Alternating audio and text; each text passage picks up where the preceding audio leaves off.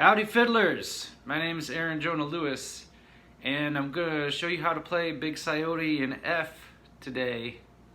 Why? Why not? It's fun. Why should you do things the way they've always been done? This is American fiddle tradition. We're not bound by the rules of playing something exactly the same way it's been played before. So, in order to play in F, let's start with some of the notes that you're going to need. By the way, this isn't specifically for beginners, although beginners, you're totally encouraged to watch and learn. You'll learn something from this. But I think the people who get the most out of it are those who maybe haven't yet played much in flat keys, but are familiar with, you know, G, C, A, and D, and can play a number of tunes, feel comfortable doing that. And if you're familiar with playing in flat keys, this will be a breeze for you. But I'll give you a quick introduction to playing in F. So our tonic, our tonal center is going to be F, which is kind of a low second finger on the D string. It's nice because you can drone the open A string. And then you can also drone the fingered A note an octave below. So there's a lot of cool things you can do in this key. So I'm going to try and show you some of them, but I'll still keep it pretty basic. I don't give you all the ingredients to the secret sauce in one video, right? Alright, then we have a G. That's like normal G note. If you're playing in G, you know where that note is. Then we also have a lot of this note, the B flat. That's like a low first finger. If you're in G, you're used to playing this B natural, you want to get that B flat. It'll sound nice with the open D string. It's kind of the same interval as when you have F and A, like that, minor sixth.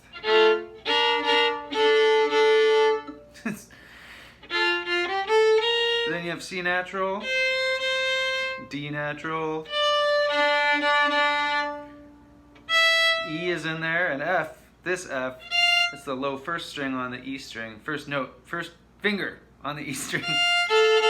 Again, you get that nice minor sixth consonants. And here's another note, G, which you'd be familiar with, and A, which you also. So, I guess I also sometimes use the C on the G string, that note. That shouldn't be too hard to find. That's just across from the G on the D string.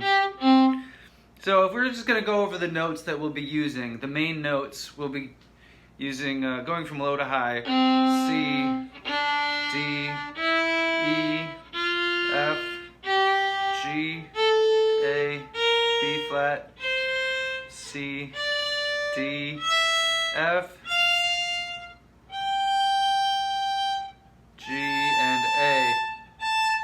That's pretty much all the notes, and I'm just kind of doing some bow rocking and stuff. So I'll go over it a little bit slower. I'll also point out before we start that one thing I do a lot in this tune, in this version of the tune, is to finger my second finger across two strings. I do this on the A and D string and on the A and E strings. So I have like, here's F and A, F and C. Second finger there is on both strings. Or like in the B part, it can take a little bit of, you know, spending some time looking for it to get that in tune. You might, on your first try, end up with it sounding really dissonant. How do you get it to be in tune? Well, that could be a whole nother lesson, but basically, first and foremost, don't hurt yourself. Don't try to adjust your finger without being connected to the rest of your body. Keep this loose. Keep all this loose. And just try different, you know, wobble around a little and see what you can find.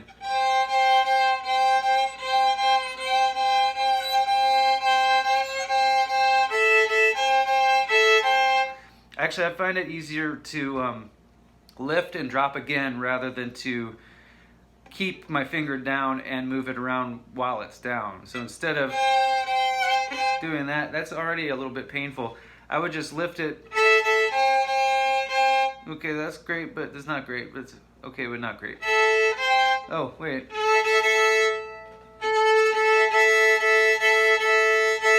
Helps if you're in tune to begin with.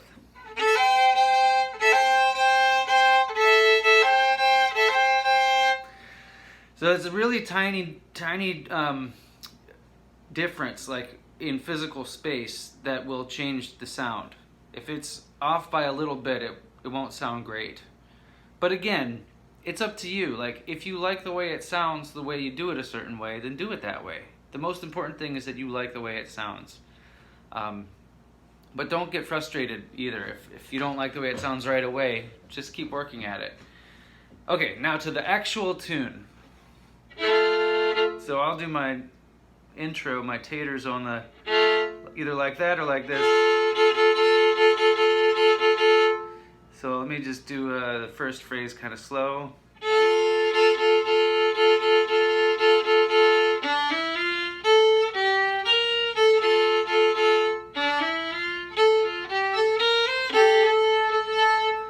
Alright, so I'm gonna like play it and then narrate what I'm doing for you. So it starts on a pickup.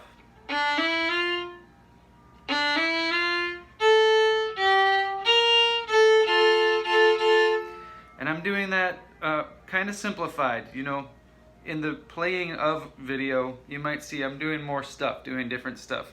Feel free to be inspired by that or just try your own stuff out. I'm just gonna give you the basic idea of this tune.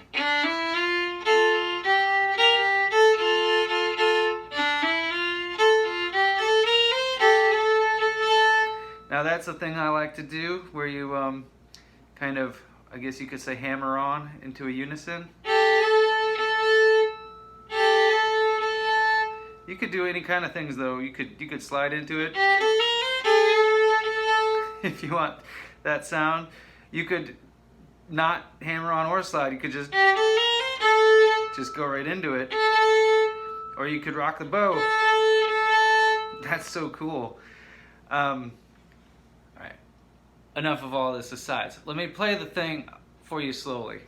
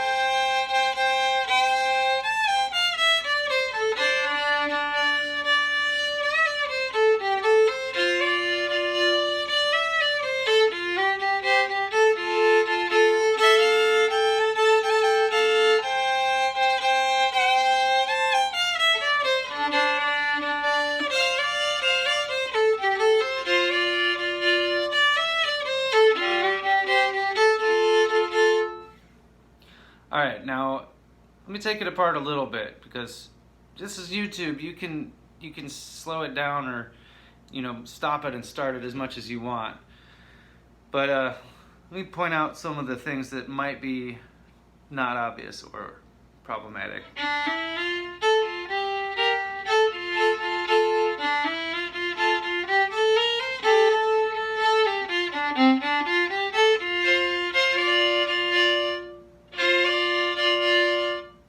That's a sort of bow technique that a lot of people like to use, where you kind of slow it down and then speed it up again without stopping.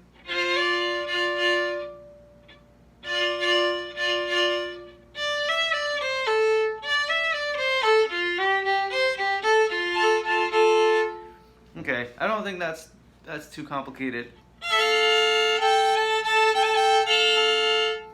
I like to kind of ornament it that way, but you can change that up too.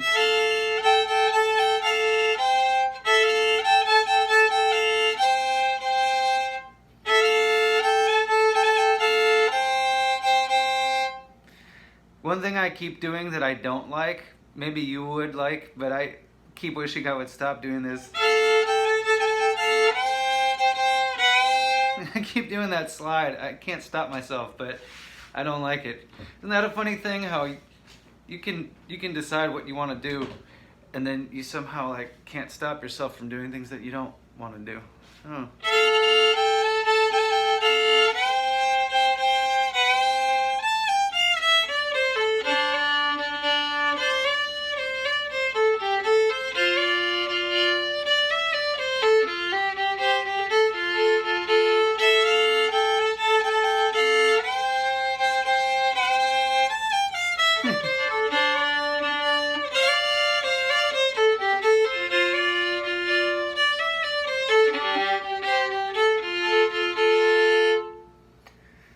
So there you have it. You know, I suppose if we were in a workshop, I would, you know, maybe like go through it even more slowly and make sure you know where to put your fingers for each phrase. But since it's YouTube and you can stop and start it as much as you want, you can kind of see. I'll just do it one more time. I'll play the whole thing again one more time slowly, and you can see where my fingers are.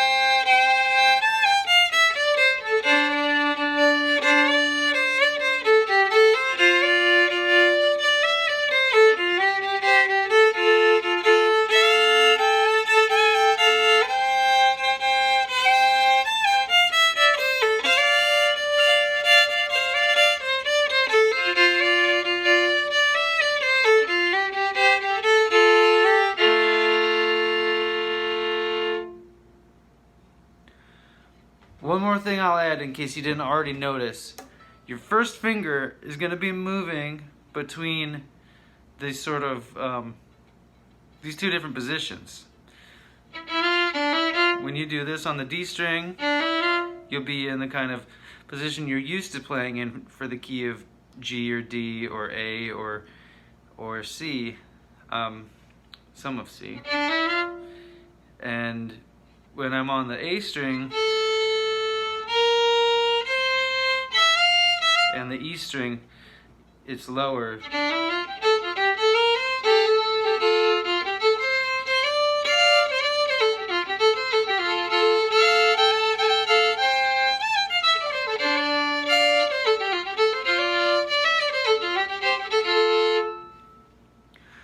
That is potentially challenging. So, happy fiddling, and feel free to you know, leave any comments if you have a question, or join my Patreon if you want to.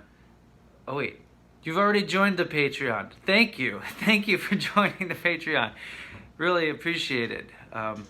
So stay tuned for more videos, and you know, feel free to comment, send me a message if you have any requests or other feedback. It's always welcome. Thanks a lot, y'all. Bye.